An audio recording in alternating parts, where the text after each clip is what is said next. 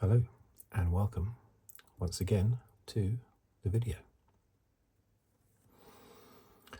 In this one, I shall be continuing my casual look at every Grand Prix in the 2024 Formula One World Championship. Just a simple look from a fan's perspective, which is what I have been for for more than 40 years, actually. The first race that I watched live all the way through, having just watched bits of races before, because my older brother was into Formula One, so I would watch bits. But the first one that I ever watched, just me, all the way through live, was the 1982 Monaco Grand Prix. The Grand Prix after the race where Gilles Villeneuve was killed, which was the Belgian Grand Prix. Yeah, Monaco 1982, which was a good one to start with because that was the... anyway, I'm not talking about the 82 Monaco Grand Prix. I think I did a video either on the Monaco Grand Prix in 82 or on the 1982 season. I think it was the 1982 season, which will be in my playlists. Right. So, this is what I do. As some of you will know already, I write down the finishing order of the 20 drivers, then the order of the top 10 in the championship, and then a rundown of the Constructors' Championship. So without further ado, let's get going. Now, this was of course round 18.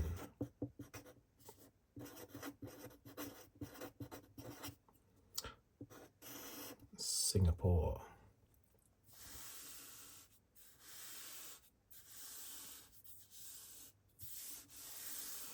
I love this race for two reasons. I love the fact that it's a night race, and also the fact that it's a long race.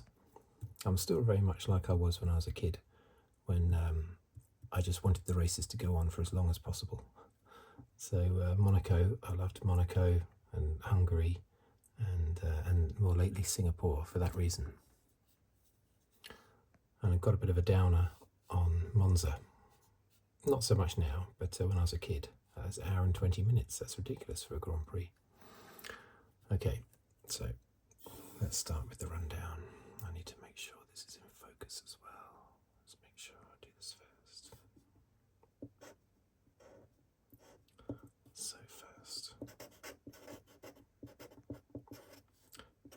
Norris.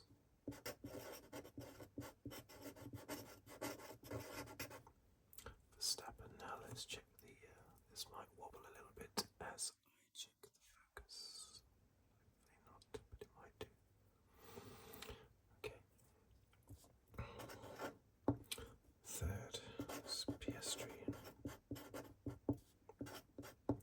Fourth, Russell. Fifth, Leclerc. Sixth,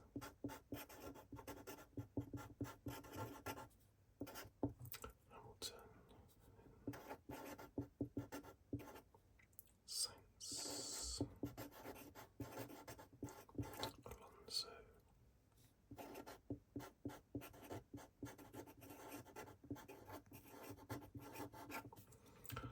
Hulkenberg.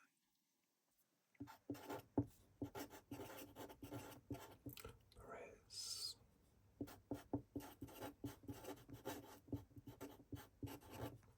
Colapinto.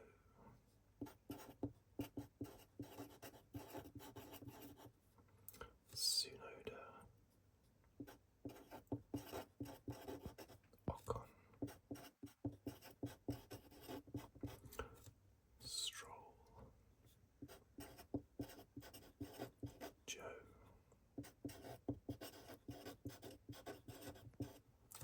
Bottas.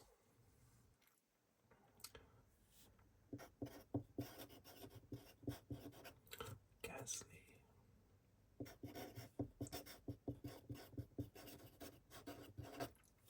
Ricciardo.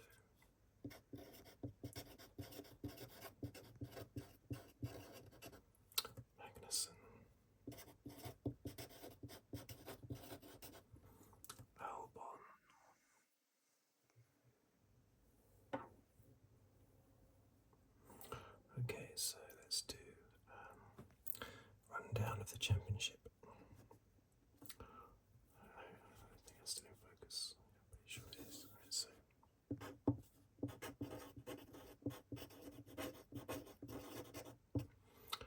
Verstappen 3-3-1. That's good. Okay, Norris 2-7-9. Leclerc 2-4-5.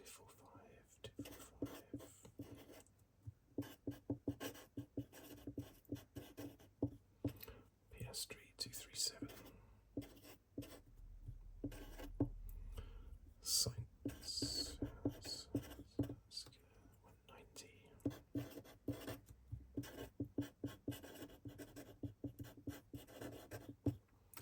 Hamilton 1-7-4.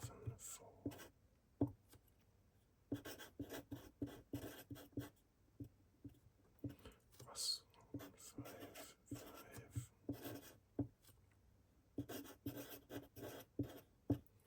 Perez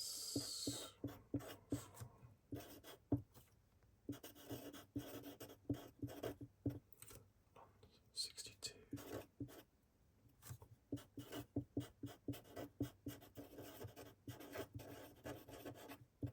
Hulkenberg 24. Okay. Okay, so now let's do the constructors.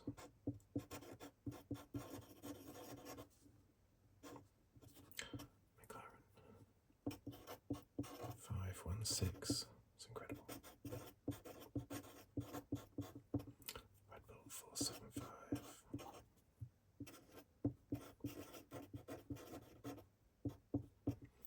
Ferrari 4-4-1.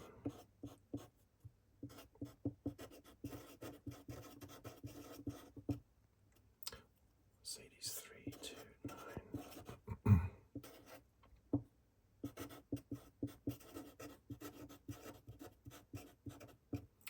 Aston Martin 86. RB 34.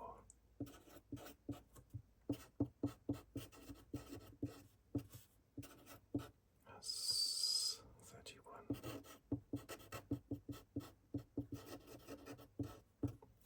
Williams 16.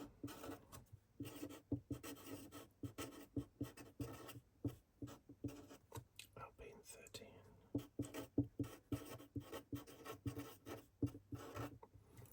Sauber 0. That was nicely still in focus, I like to think. Okay, so what did we think of that race? I've actually got a little drink again. This time I've got some hot chocolate.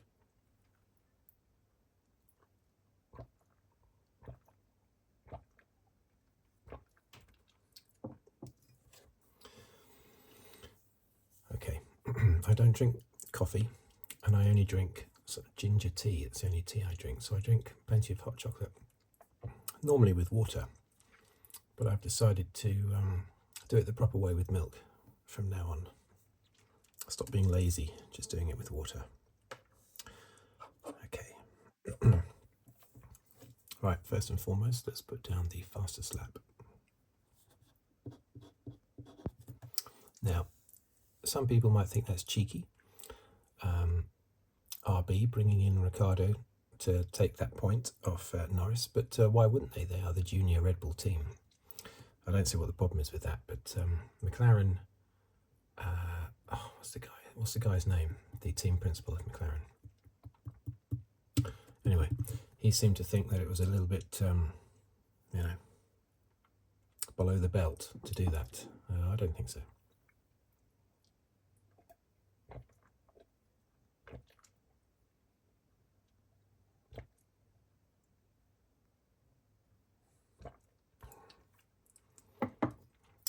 That was nice hot chocolate.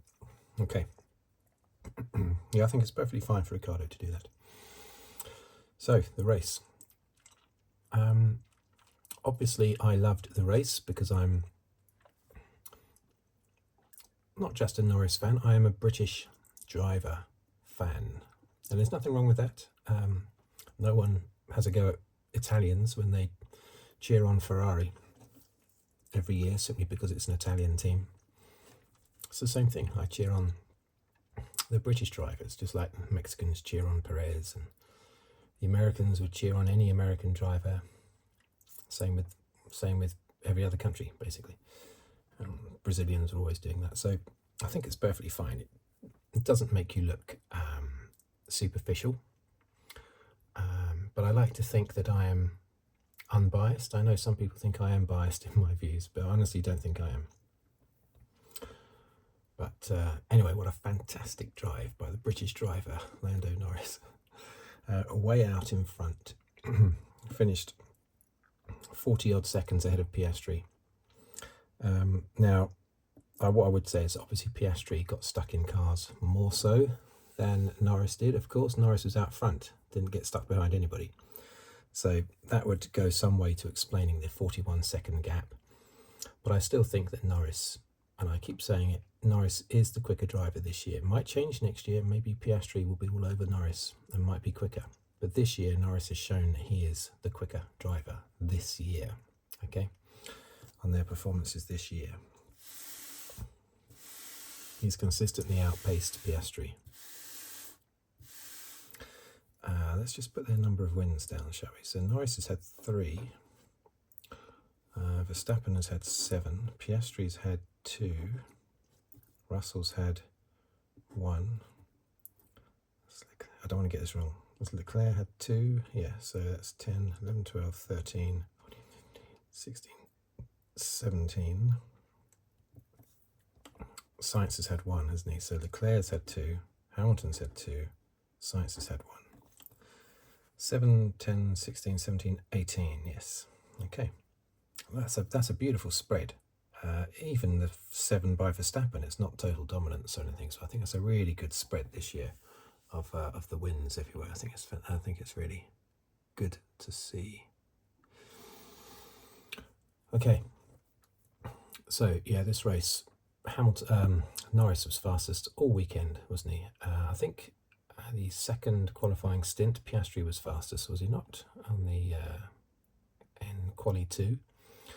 And there was a few issues in Quali 3. I think Piastri made a mistake, plus the time that he went out was not, the track wasn't in the best condition on the time he went out. So that might explain why he was so far behind Norris, because he was about half a second behind. But even his quickest time in Q2 would have still been 1/10 of a second away from Norris's pole. So Norris quicker all weekend. Dominant, basically.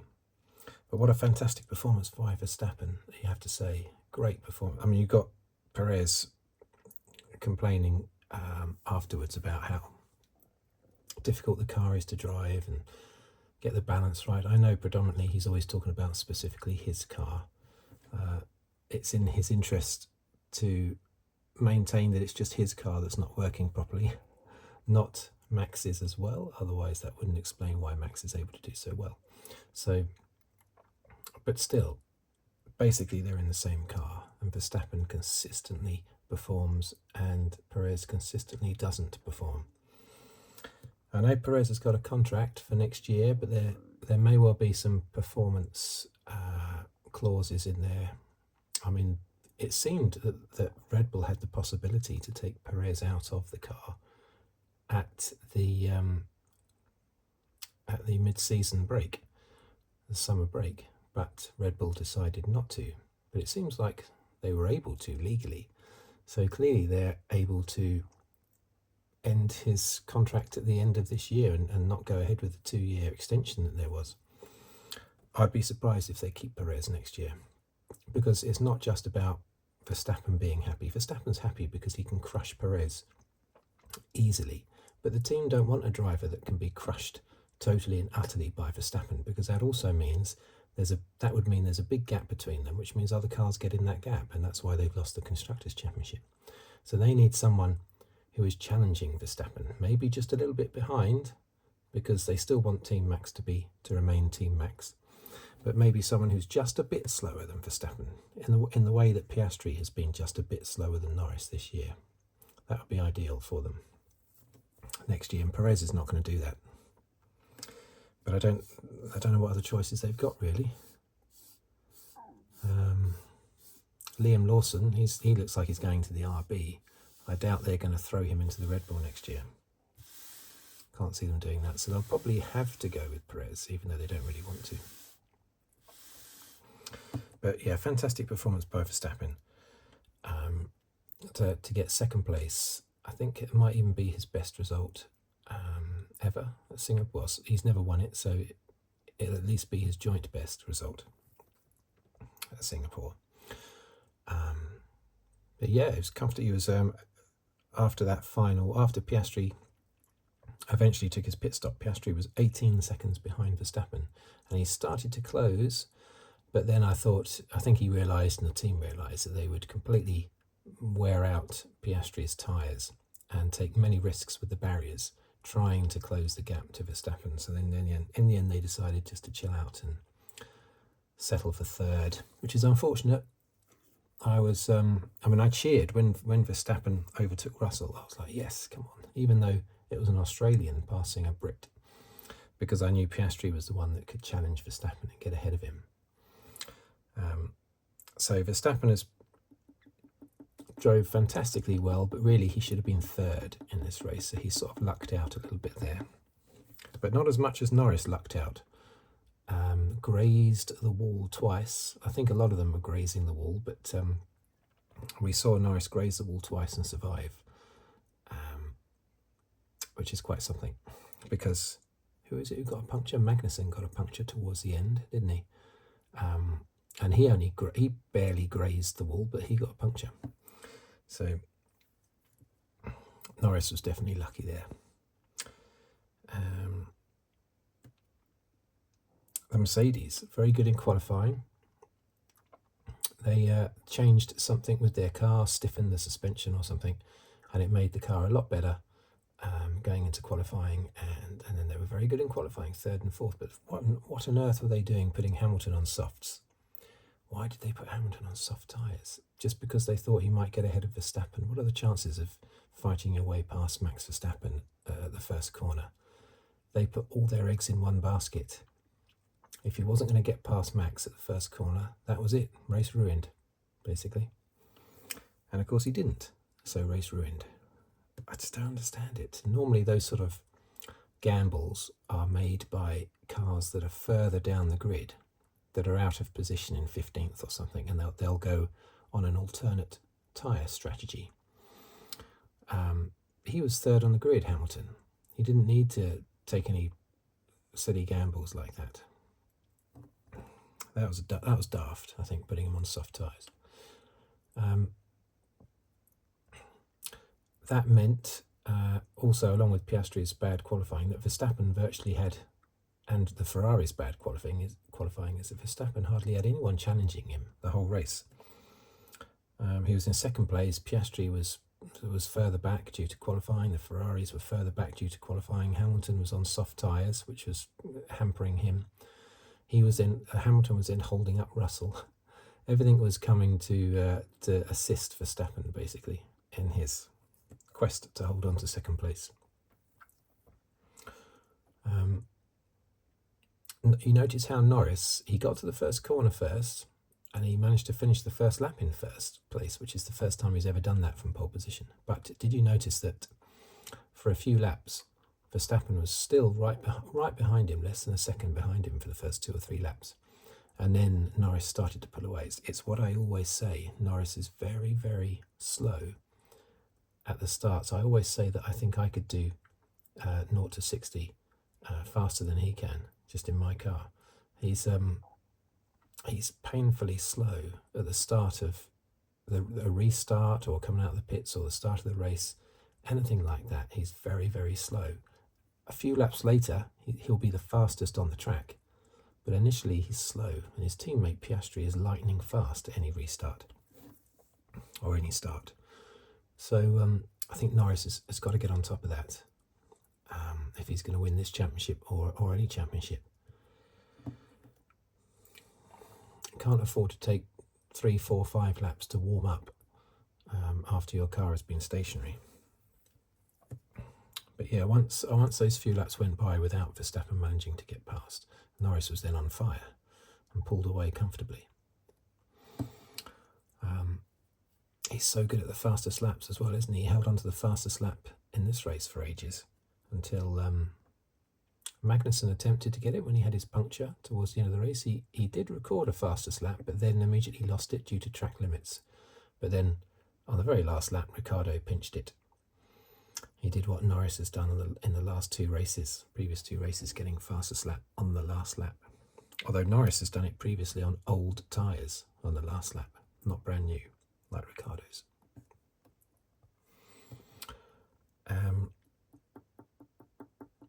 The Ferraris, well, Leclerc was fast. Sainz was off the pace again. He was very good at the start of the season.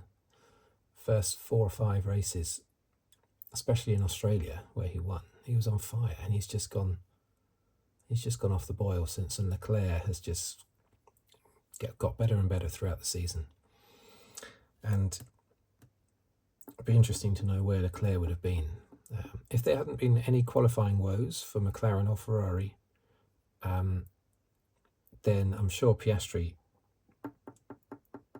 if he'd been quicker in qualifying, he would have been ahead of Verstappen, and I'm sure Leclerc would have been ahead of Verstappen. Verstappen would have probably been 4th. I think so. Yeah, but that's bad for Ferrari. He was still in the championship hunt. Less so now for the drivers, but they're still there for the constructors.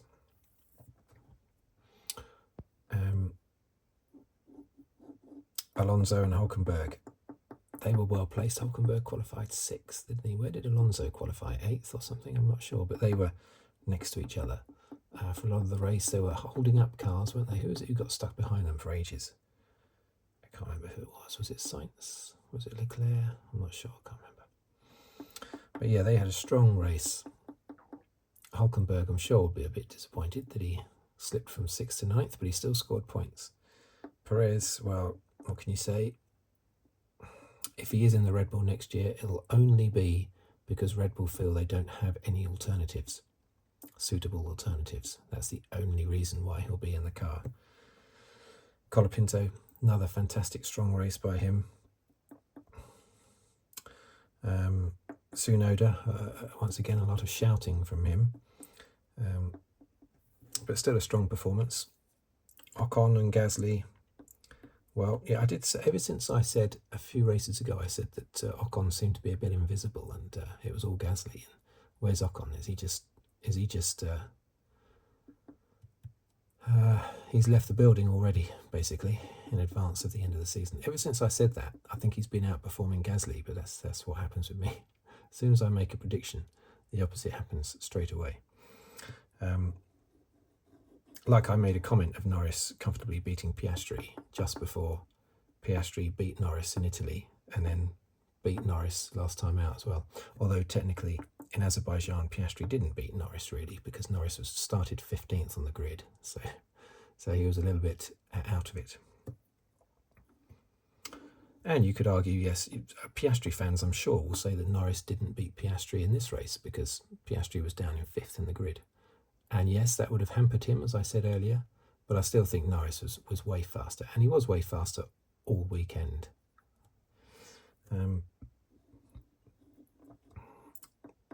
Zhou ahead of Bottas again, but this was the 4th race running that Zhou and Bottas had qualified 19th and 20th on the grid. Sauber have clearly just given up on this year's car. They'll be working furiously behind the scenes on next year's car, but maybe even 2026's car. No, actually they can't, can they? They can't work on that till, I think, January 2025 is the first time they can start work on 2026. But yeah, I mean, they've had to just completely write this year off in the same way that Haas completely wrote off 2021. They didn't even have a 2021 car due to the pandemic, and Haas just wrote it off. They attended all the races, but they weren't expecting to do anything, and they didn't. And Sauber have clearly just written this year off, but they still have to go through the painful routine of attending every race and setting up their motorhome. And I noticed on their motorhome that they have a drinks dispenser, and it dispenses one drink that's black and one drink that's green. sitting next to each other in this juice dispenser thing or whatever it is, representing the colours of the Sauber, and all the other things there, the potted plants and all the furniture and tables and chairs, and dear. And you think, they must be thinking, what are we doing all this for? Are we trying to pretend that they were actually a Formula One outfit this year? Because they are just making up the numbers this year. It's terrible. But they're a good team with a long history. BMW Sauber won the 2008 Canadian Grand Prix after Hamilton and Raikkonen crashed into each other in the pit lane. That was BMW Sauber, still Sauber, just owned by BMW at the time. So they are a decent team, been around since 1993. I remember Perez got a couple of second places in 2012, didn't he? I think, was it 2012? Perez was a fiery youngster, and he got a couple of second places. Nearly won a race, nearly won in Malaysia, didn't he? Anyway.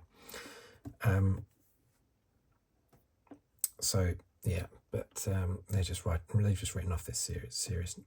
Magnussen, he retired, didn't he? I think he retired. I can't remember what he retired for. Albon retired because his car overheated. Now, Ricciardo was made by the Sky TV viewers. He was made driver of the day. This annoys me when this sort of thing happens. I think Ricciardo's great. In a recent list where I rated the top 10 current drivers going by their careers so far and how I rated them, not just on stats, but just how I rated them, I think I put Ricciardo as number 4 or number 5, was it? I think he's a very good driver. He was definitely one of the best sort of back in 2016, I would say, 2015, 2016, he was fantastic. And earlier, 2014 as well, in his first year in the Red Bull. But how on earth can you make Ricciardo driver of the day? It doesn't make any sense. I don't like it when these sort of things are given to people out of sympathy, because he wasn't the driver of the day, was he? He came 18th. How does that make him the driver of the day? Clearly the driver of the day is Norris or Verstappen, you could say, for managing to finish second in that car. Or you could say Colapinto. You definitely could not say Ricciardo. Okay, however well I think of him, he wasn't driver of the day, so it doesn't make any sense. I mean, in a way, it does make sense. I know why he was voted driver of the day. It's out of sympathy, but he wasn't driver of the day, was he? He just wasn't. So there you go. What notes did I make here?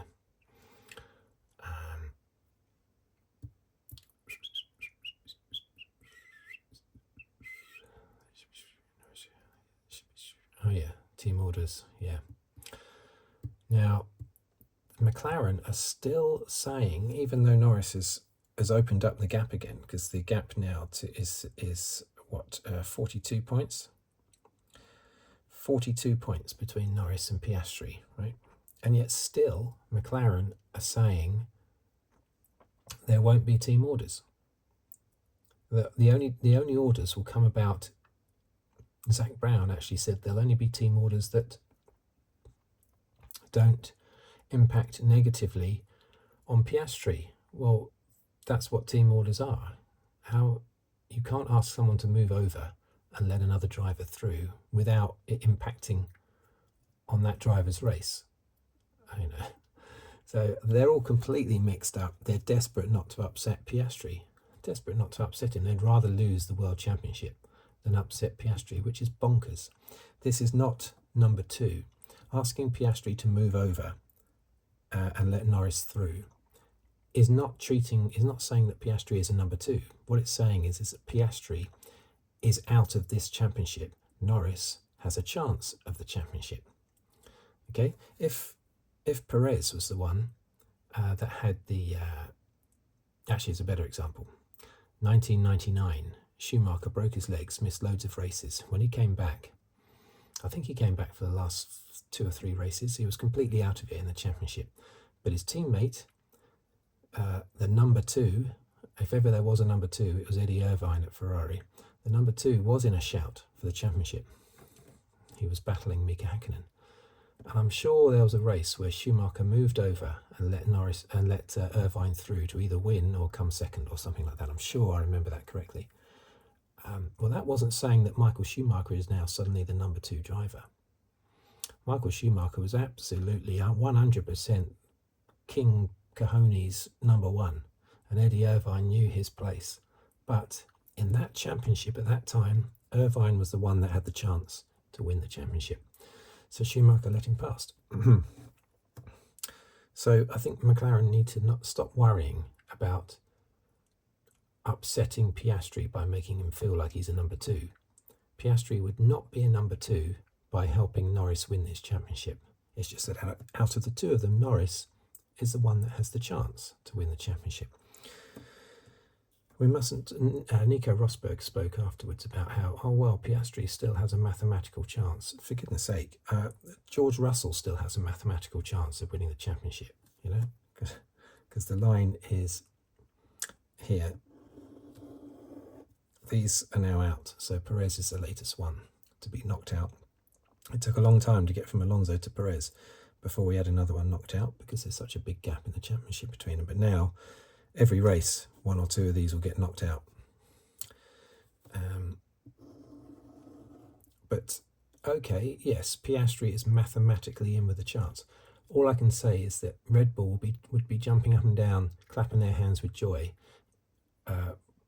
by hearing McLaren say, oh yeah, we're going to treat both cars as equals and they can take points off each other, that's fine. That's ridiculous. There should be hard and fast team rules now. It's not who's number one, it's not who's number two, it's who is in the chance, who has a chance of winning the championship and who doesn't. Norris has very much so an outside chance. He has to virtually win every race. So how on earth can Piastri, who's 42 points behind him, how can he possibly have a chance in the championship? So it's ridiculous. Mathematically, yes, but it's not going to happen. So I'm sure it won't happen for Norris either, especially if McLaren refuse to get Piastri to support Norris. Anyway, a little rant from me there, because it does annoy me that McLaren are throwing away the Drivers' Championship out of fear of upsetting Piastri. What about Norris? Norris isn't the old timer who's just about to leave, is he? Norris is only 25. Okay, I think he's a couple of years older than Piastri. So let's not insult Norris either. Yeah. Right, so there you go. That's my little rant. Another thing that's of note, we were thinking about. I was watching Ricciardo's interview after the race. He was talking about when he was teammates with Verstappen. And I've always thought that it's interesting how you can see, more so than any other team, you can see how the team partnerships have gone with Red Bull, right back to the beginning, where there's been a master and an apprentice, right? At the moment, Verstappen is the master, but there's no apprentice, because you've got old Perez in the car, so there's no apprentice there to take over from Verstappen. But when Verstappen was with Ricciardo, Verstappen was the apprentice, Ricciardo was the master. Yeah. Before that, Ricciardo was the apprentice and Vettel was the master. Before that, Vettel was the apprentice and Mark Webber was the master. Before that, Mark Webber was the apprentice and David Coulthard was the master. And I remember back to those, back about 19 years ago, so 2005 Red Bull started. Up until 2008 when Coulthard retired, those few years, Coulthard was the old master and Mark Webber was the little whippersnapper, nibbling at his ankles, wanting to go faster than his more experienced teammate. And then, of course, Webber was the old boy with Vettel as the youngster and so on. And that stands out with Red Bull for some reason, more so than any other team, that whole master and apprentice routine. Basically, how long have I been going? 35 minutes. I think I'm just about done. So this is now 52 points. Now, despite Norris winning that race, Norris is in a worse position than he was before that race, despite winning it, because he needs to score more than just 7 points over Verstappen each race. For instance, had Norris finished second, or even third, or even fourth in this race, say Norris had finished fourth and Verstappen had retired, that would have been much better for Norris, because that would have been 12 points over Verstappen. But Norris winning races is great, but it's not great if Verstappen keeps coming second. Especially if Red Bull keep throwing in their other drivers to get fastest laps at the end of races, which I'm sure they'll do every race from now on. Tsunoda, Ricciardo or Perez, well, one of them will be chucked in for a last lap attempt at a fastest lap. In fact, I'm surprised they haven't been doing that already.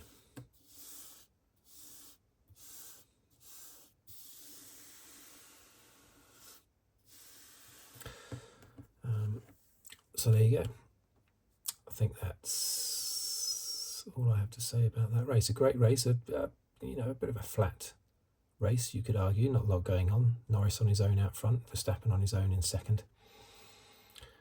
There was action further back, but any neutral might have been a bit bored with that race. But being a Brit, I was thrilled to see Norris power his way to victory.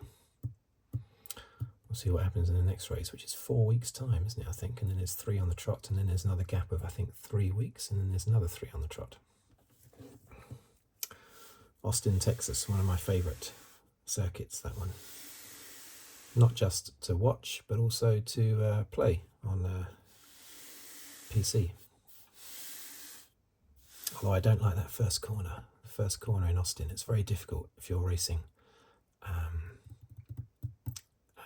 on the PC or whatever gaming system of your choice. You go up to that first corner at the top of the hill, you can't see the apex of the corner. You have to sort of go into it blind. Oh, that's very difficult. Must be even more difficult in real life. Right, thank you for watching, thank you for listening. If you'd like to subscribe, please do so, or like the video, or comment.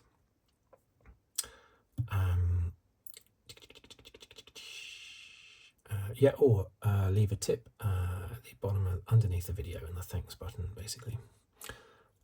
And I will see you on the very next video, which will probably be about Formula 1, even though there won't be a race for a few weeks. I'll still be doing some F1 videos as well. So, thank you for now, and I will see you in the next video. Goodbye.